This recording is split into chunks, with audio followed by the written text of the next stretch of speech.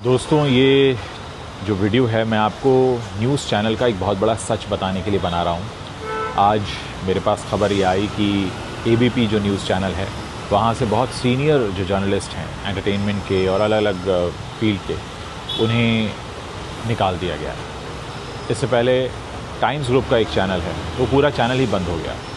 दोस्तों, पिछले करीब 3 सालों के दौरान अब तक 200 से ज़्यादा जर्नलिस्ट और लगभग 300 से भी ज़्यादा टेक्नीशियंस को अलग अलग चैनल से निकाला जा चुका है और ये जो गिनती है, ये संख्या लगातार बढ़ती जा रही है। इसके पीछे आप जानते हैं मुख्य कारण क्या है? इसके पीछे मुख्य कारण ये है कि न्यूज़ चैनल्स ने अपनी जो एक भूमिका है जनहित की खबरें दिखाने की, उसे छोड़ दिया। एक लालच के आगे घुटने टेक दिए। वो लालच क्या था कि सरकार इनको विज्ञापन देगी, उससे खर्च चलेगा। जबकि न्यूज़ चैनल्स की शुरुआत इसलिए की गई थी, या अखबारों की, समाचार पत्र की, जर्नलिज़म की शुरुआत इसलिए हुई थी कि जो जनहित की खबरें हैं, जो आम जनता का हित है, उसकी खबरें दिखाई जाएं। और इसीलिए इन्हें सरकार हमारे संविधान के हिसाब से सब्सिडी भी देती है। लेकिन धीरे धीरे हुआ क्या कि जितने भी न्यूज़ चैनल हैं, ये सरकार के आगे घुटने टेकते चले गए। सरकार अपने एजेंडे परोस रही थी या फिर वाहवाही की खबरें चलवा रही थी, और वो चला रहे थे।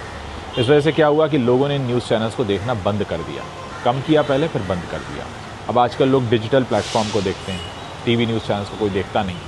यही वजह है कि इनको घाटा होने लगा। और जिन जर्नलिस्ट की, जिन टेक्नीशियंस की नौकरी गई है दोस्तों, उनमें से कुछ 40 साल के हैं, कुछ 45 साल के हैं, कुछ 50 साल के हैं। अब इस उम्र में वो कहाँ जाएंगे? अब वो पूरी तरह से हताश भी हो चुके हैं। उनमें से कुछ लोग निराश हो चुके हैं, कुछ लोग अपना डिजिटल पे अपना करियर शुरू करेंगे। लेकिन ये सब इतना आसान होता नहीं है।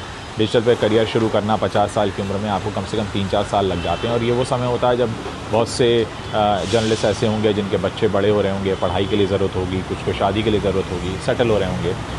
कह सकते हैं कि जब सबसे ज़्यादा ज़रूरत होती है नौकरी की, तो मीडिया में नौकरी उसी वक्त आपका साथ छोड़ देती है। दोस्तों, यहाँ पर एक सरकार की एक और योजना भी सामने आई है। प्रसार भारती तो आप जानती हैं सरकार का है। प्रसार भारती ने वेव्स नाम का एक OTT प्लेटफॉर्म शुरू किया है, और वहाँ पर चुनिंदा न्यूज़ चैनल्स को मौका दिया जाएगा कि वो वहाँ पर अपना प्लेटफॉर्म क्रिएट करें और वहाँ पर खबरें दिखाई जाएं। और उसमें जो परसेंटेज होगा वो न्यूज़ चैनल को करीब 65% मिलेगा, और 35% हिस्सा जो है वो प्रसार भारती रखेगा। लेकिन इसमें किन चैनलों को मौका दिया जाएगा, ये भी प्रसार भारती तय करेगा। उनके जो एडवर्टीज़मेंट के रेट होंगे वो भी सरकारी विभाग द्वारा तय किए जाएंगे। तो एक तरह से न्यूज़ चैनल अब पूरी तरीके से जो है सरकार के शिकंजे में आ जाएंगे कि अगर आप वेव्स जैसे OTT प्लेटफॉर्म पर आते हैं तो भी सरकार तय करेगी कि आपको मौका मिलेगा या नहीं, और अगर मौका मिलेगा भी तो आपके एडवर्टीज़मेंट की दरें क्या होंगी, वो सब सरकार तय करेगी।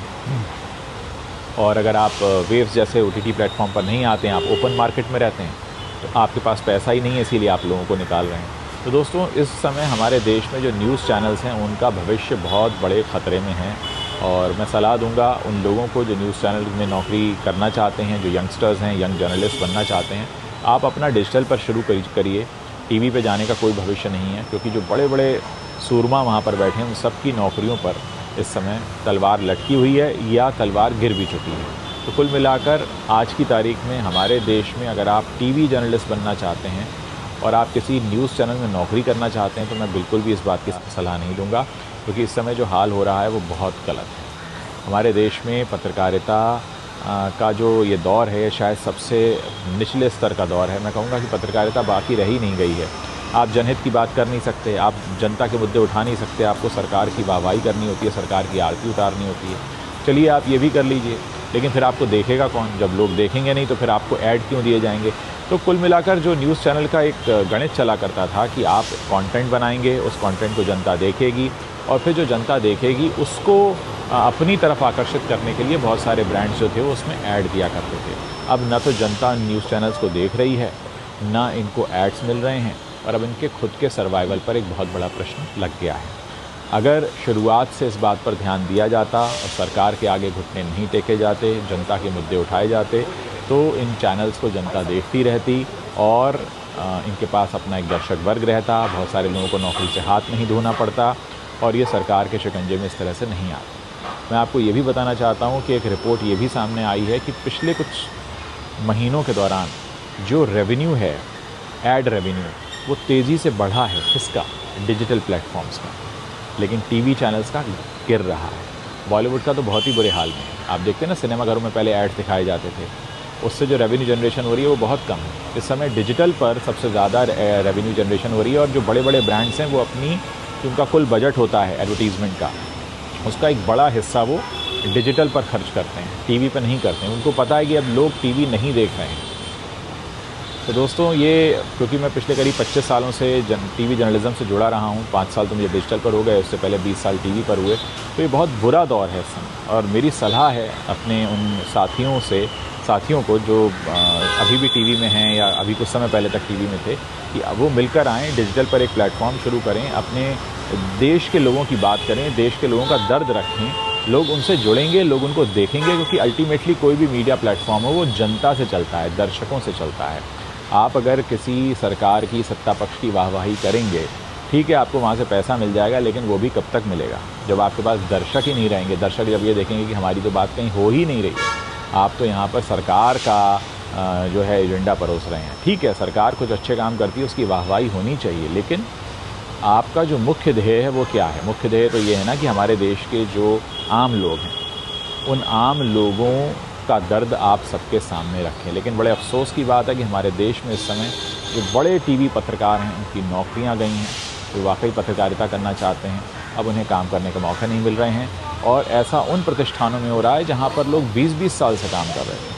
मैं जिन प्रतिष्ठानों की बात कर रहा हूँ वो देश के सबसे पुराने न्यूज़ चैनल्स में से एक हैं, जहाँ लोगों ने 20 साल, 22 साल, 18 साल नौकरी की है, और उनको छोड़ना पड़ रहा है। इसमें जर्नलिस्ट हैं, वीडियो एडिटर्स हैं, कैमरा पर्सन हैं, पीसीआर के लोग हैं। दोस्तों, जब एक खबर आपके सामने दिखाई जाती है ना न्यूज़ चैनल पर, उसके पीछे बहुत सारे लोग होते हैं। एक रिपोर्टर होता है जो उस खबर को लेकर आता है, एक एडिटर होता है जो उस खबर पर निर्णय लेता है किस तरह से पेश की जाएगी, फिर बाकायदा रनडाउन बनता है उसका, बहुत सारे लोग उसको एडिट करते हैं वीडियो को, एक वीडियोग्राफर होता है जो जाकर उसको शूट करके लाता है। ऐसे तमाम लोगों की नौकरियां इस समय तेज़ी से काटी जा रही हैं।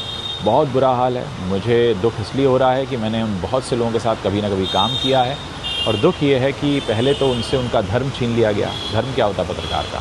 पत्रकार का धर्म होता है कि आप जो है आम लोगों की बात को रखें, आम लोगों की समस्याओं को रखें। देश में सरकार जो नहीं कर पा रही उससे जुड़े आप प्रश्न पूछें। लेकिन जैसे ही आपने प्रश्न पूछने शुरू किए, आपके ऊपर गाज गिरनी शुरू हुई, आपको एडवर्टीज़मेंट का लालच दिया गया, फिर आपने सरकारी विज्ञापन दिखाए, तो कुछ दिन तो आपका पेट पलता रहा। लेकिन फिर क्या हुआ, सरकार ने भी कहा भाई आपको तो देखता ही कौन है, हम आपको ऐड क्यों दें, एक काम करो हम आपको ये ऐड भी बंद करते हैं।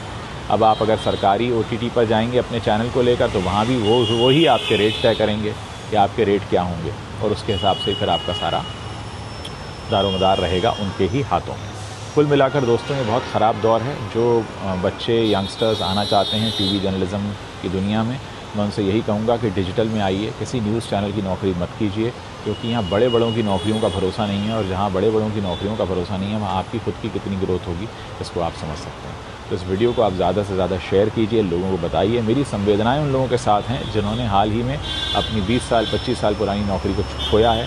लेकिन क्या करें, इस सच को हमें जानना होगा, और अगर इस सच से हमें लड़ना है तो एक ही तरीका है, डिजिटल पर आइए और मिलकर आइए, मिलकर काम कीजिए। बहुत सारे लोग हैं जो ऐसा काम कर रहे हैं, जो पहले किसी न्यूज़ ऑर्गेनाइजेशन में थे, फिर उन्होंने वहाँ से छोड़ा, फिर एक साथ आए, और बहुत अच्छे प्लेटफॉर्म को लोगों ने डेवलप किया है।